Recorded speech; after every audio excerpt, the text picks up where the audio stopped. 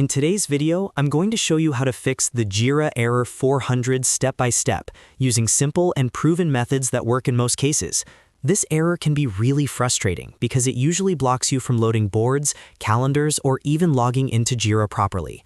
The good news is that in most situations, you can fix it in just a few minutes without needing admin access. I'll walk you through each fix in order, and you can stop as soon as the error is resolved. If this tutorial helps you out, make sure to hit the like button and subscribe to the channel for more Jira and software troubleshooting guides. All right, let's get started. The first thing you should always try is logging out of Jira and then logging back in. This sounds simple, but it fixes the issue more often than you'd expect. To do this, click on your profile icon in the top right corner of Jira and choose Log Out. Once you're fully logged out, close the Jira tab completely. Then open a new browser tab, go back to your Jira URL, and log in again using your Atlassian account. This refreshes your session and can clear temporary authentication issues that cause the error 400. After logging back in, try opening the same board or calendar again and see if the error is gone. If you're still seeing the Jira Error 400, don't worry, we'll move on to the next and very important step. The second step is to check Jira's service status, and this step is extremely important because sometimes the problem isn't on your side at all. Open a new tab and go to status.atlassian.com. This is Atlassian's official status page where they report outages and ongoing incidents.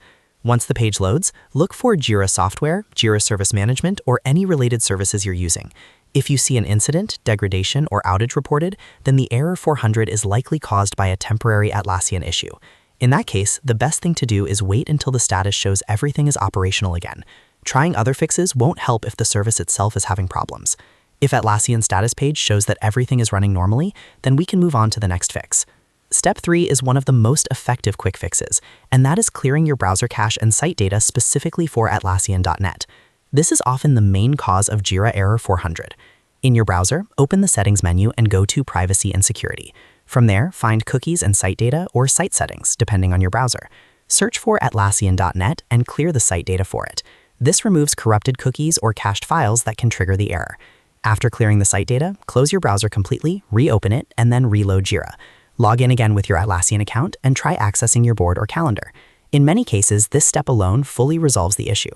If the error still appears after clearing the cache, let's move on to the final step. Step 4 is to check your VPN or network connection. If you're using a VPN, temporarily disable it and then reload Jira. Some VPNs block or reroute traffic in a way that causes Jira to return a 400 error. If you're on a work network, try switching to a different network, like a mobile hotspot, just to test if the issue is network related. Also make sure your firewall or browser extensions aren't blocking Atlassian domains. Once you've adjusted your network or turned off the VPN, refresh Jira and log in again.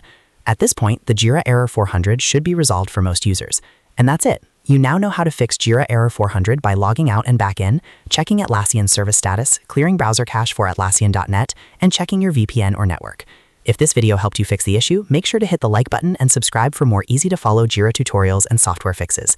Thanks for watching, and I'll see you in the next video.